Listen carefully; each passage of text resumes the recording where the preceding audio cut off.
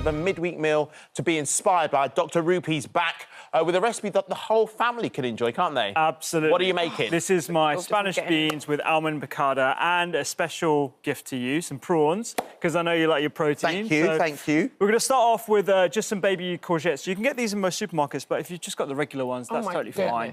You're already eating it. Great, great. Yeah, we don't hang around here. You start, yeah, there's no messing about. So these go into one tray with some tomatoes. I'm using some heritage tomatoes here, but you can use whatever tomatoes you like. They always look nice, so don't know the heritage ones. Yeah, they do. And I think they taste delicious as well. And you'll notice everything that I do with my recipes is all about getting 3 portions of fruit and vegetables in at every mealtime. OK. Because actually we need to get close to 10 portions every single day. Yeah. Because there's 3 of your 5-day or 10 a day.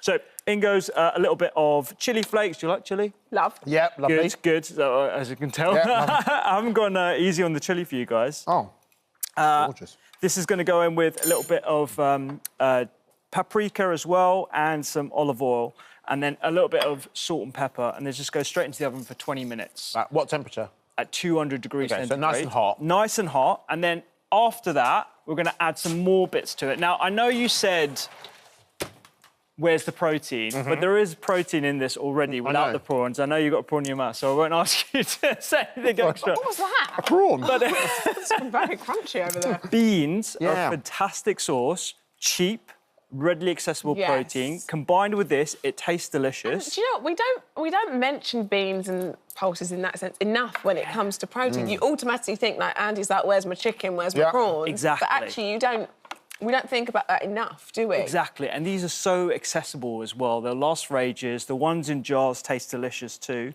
I'm just going to add this to the tray. This has been cooking for 20 minutes. Yeah. We're also going to add a secret ingredient, Masala Wine.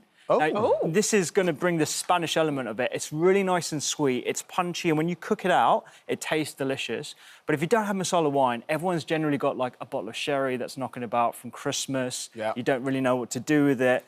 It's a great substitute. So you're trying to use, like, a sweet wine, essentially? Exactly, a sweet wine, sweet fortified wine. If you don't want to use alcohol, you can just use, you know, a little bit of veg stock. That's totally fine. We're going to mix this, and then this goes back in the oven for another 20 minutes. Now, another hack that you could do is add your raw prawns to this or another white fish and then put it in there for the 10 minutes. It will cook through. White fish would be great, actually, wouldn't it? White fish would work really well, absolutely. So this goes back in the oven, and then I'm going to get you, actually, Andy, to do a little bit of work for your meal. It's not all about eating, love. You've got to work putting to work your MasterChef skills.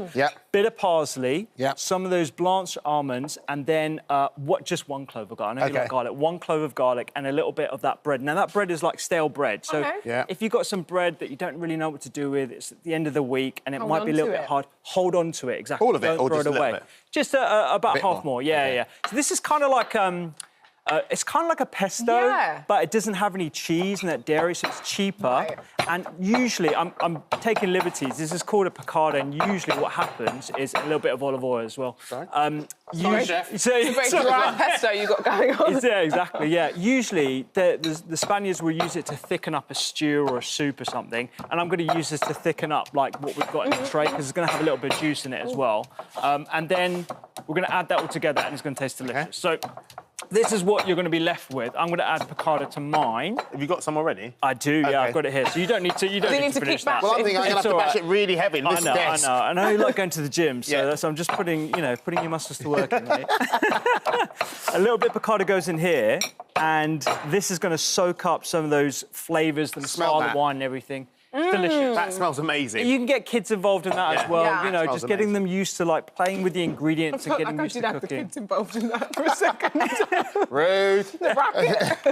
And the thing is, like, I know you guys like McDonald's and stuff, and every now and then it's good to have a luxury item, some junk food, but generally we want to be eating this kind of food. Oh, for sure. Yeah, absolutely. And cooking it out with the tomato and stuff, you're releasing those antioxidants. This is good for your brain, it's good for your heart, it's good to support your immune system. These are the kind of meals that we want to be having. I read something that said that we talked about the beans and stuff before, but that beans are really good for gut health. Absolutely, yeah. Like, a lot of people like to think about gut health in the context of, like, fermented foods and probiotics. Great, but the best thing you can do is add more beans and lentils, legumes generally to your diet, because that feeds your gut microbes and they look after your sugar control, they reduce inflammation, really, really good for your general well-being as well. Right, These okay. are the best way to go for it. So, Love it. Yeah, so adding a little bit of that picada just soaks up some of that masala wine and that dressing, and I like to serve it. I just put it into the middle of the tray, just let everyone feed. Okay. It's amazing. So, do you know, there's something so satisfying about a tray bake. Yeah.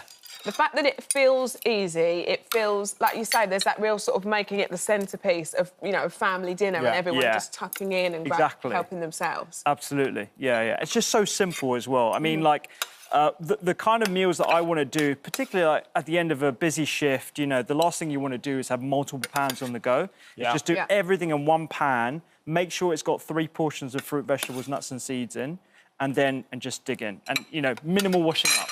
And this would be perfect for batch cooking as well. Because actually, it would mature quite nicely overnight. Yeah. Do you know what I mean? Yeah, it would the next day, this would taste even more delicious because the flavours have really developed. Yeah, Good. perfect. You enjoying it, yeah? It's absolutely... Good. This is the funny thing. I always go on about vegetarian food, etc. And then when you make it well, it's absolutely delicious. And actually, you wouldn't miss the meat. Do you know what it is? It's if it's well seasoned, I think. Yeah.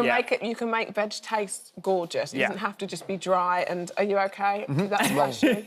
No, all good. All good. Thank you very much. My Delicious. pleasure. Thank you very much. Really enjoyed that. Thank you so much. It's delicious. And for all the details of today's recipe and more delicious food ideas from our This Morning chefs, head to the free This Morning app. I did that.